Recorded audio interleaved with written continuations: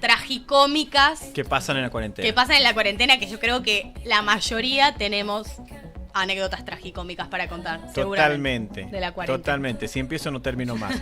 Algunas de las noticias y notas de color que encontramos ahí dando vuelta por la web, como para replicarlas aquí en este 4200 de día martes. Así que excelente trabajo de producción. Muy bien, mi querida compañera. Ya estamos en comunicación en vivo y en directo, me parece. ¿Me están haciendo seña? ¿Sí? Estamos ya con...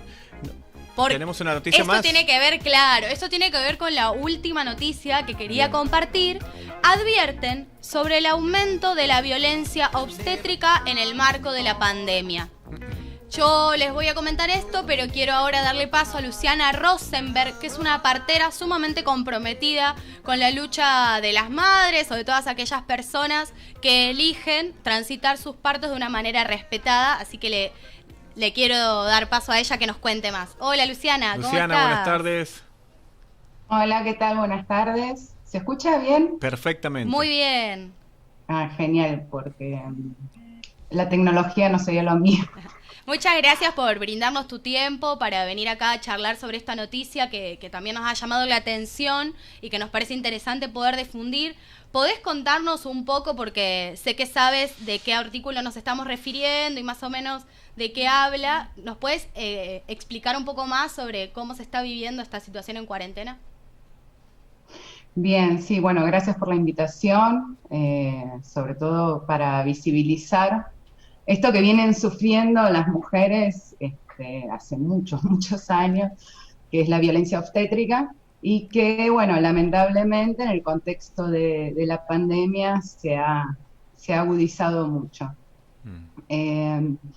Nosotros, un grupo de mujeres interdisciplinarias, conformamos una asociación civil hace un año más o menos, se llama Matria, y cuando comenzó la pandemia nos ofrecimos a dar asistencia a las mujeres, para que no fueran a la guardia innecesariamente, para dar un tipo de ayuda y asistencia. Nos encontramos con un panorama bastante difícil, que era que las mujeres se habían quedado sin atención. En un primer momento de la cuarentena fue muy caótico, porque cerraron las salitas, cerraron los servicios, mujeres muy angustiadas que no sabían si sus embarazos iban bien, que se quedaron sin sus controles, sin sus ecografías. Bueno, esto más o menos con el tiempo en algunos lugares se fue revirtiendo, pero se sumaron otras cuestiones, que era que cuando iban a una guardia eran muy maltratadas, muchas veces sin darles una respuesta, diciéndoles que no volvieran hasta que no estuvieran dobladas del dolor por las contracciones. Muchas mujeres que se les hizo muy difícil acceder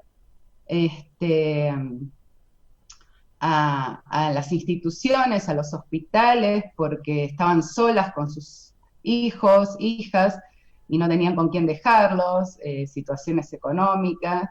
Bueno, y a esto, lamentablemente, se le sumó el tema del parto. Nosotros en la Argentina tenemos una ley de parto respetado, que es la 25.929, donde hay varios derechos garantizados, que son para ir acompañadas, que se nos respete, la libertad de movimientos, bueno, una serie de derechos que hemos adquirido y que con el tema de la pandemia empezaron a verse vulnerados. Entonces, en muchos lugares no están dejando a las mujeres para ir acompañadas, hacer su trabajo de parto acompañadas, o estar en su posparto acompañadas.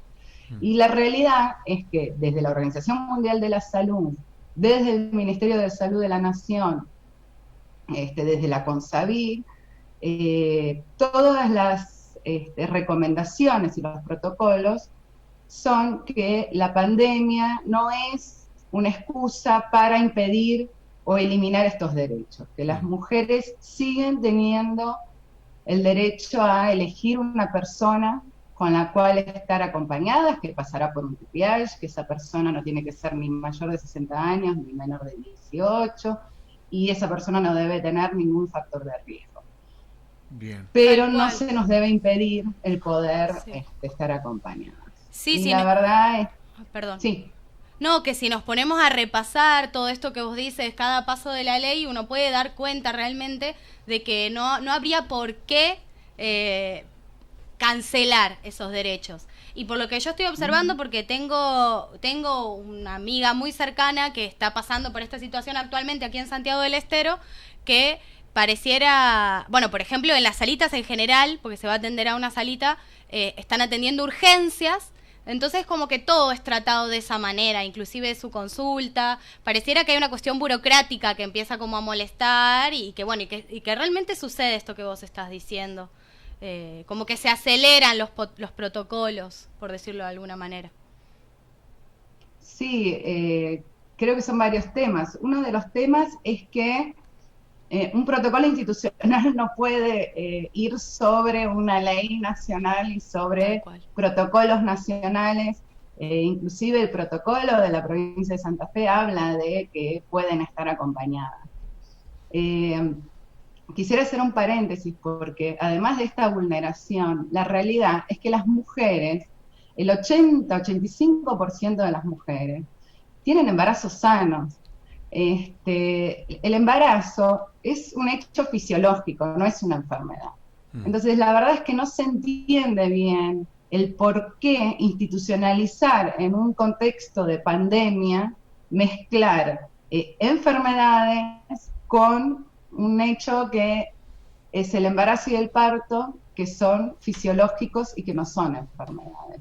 O sea, estamos aumentando mucho el riesgo a todas estas mujeres. Entonces, no es solo el miedo a no parir acompañadas, a no tener un acompañante, sino es el miedo a contagiarse. Claro. Bien. Me parece... La verdad...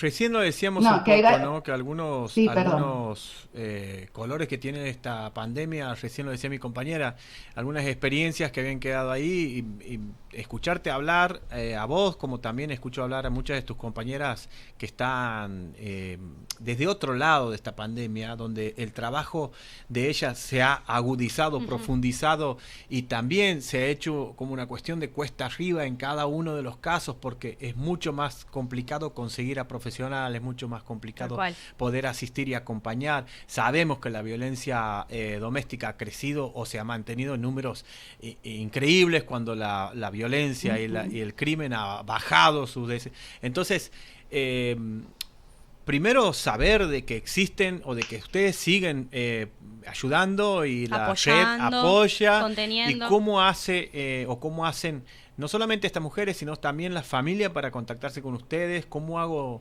hace esa mujer antes de entrar al parto para hacer valer también sus derechos, con quién tendría que hablar, como para que nos cuentes y saber este tipo de cosas. Dale. Nosotros lo que hicimos desde Matria es hacer una solicitud. Además están los planes de parto, pero a eso le sumamos una solicitud para parir acompañadas, con todos los documentos que avalan esto, ¿no? De que ya dijimos de la OMS, del Ministerio. Entonces, es muy importante porque en algunos lugares hubo cambios de protocolo por la insistencia de las mujeres y sus familias, o las personas con capacidad de gestar y sus familias. Entonces es muy importante que las mujeres, aunque les digan que no, insistan.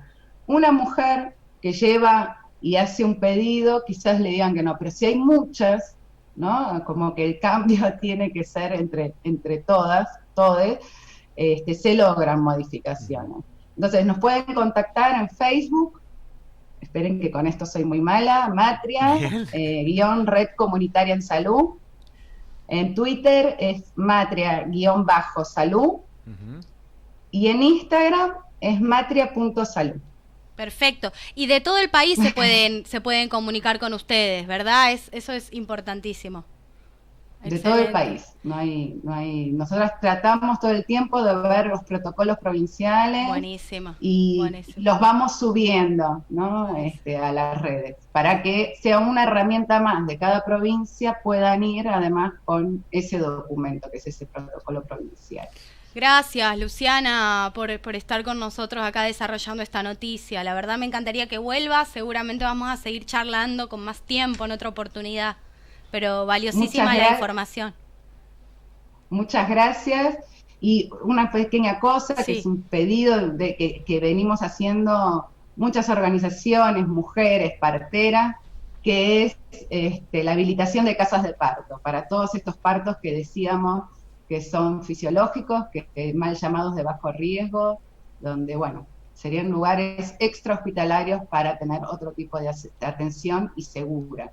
Buenísimo, Espectacular, Luciana. vamos. Muchísimas gracias por tu tiempo y obviamente te agradecemos por el trabajo en nombre de todos, porque es un trabajo que están haciendo ustedes. Sabemos que se ha agudizado en una forma increíble en estos últimos tiempos, así que un abrazo, mucha fuerza, éxitos, adelante, y sabe que aquí en 4200 hay un espacio también para ustedes, para lo que quieran comunicar. Gracias. Gracias. Muchísimas gracias. Un beso grande a todos.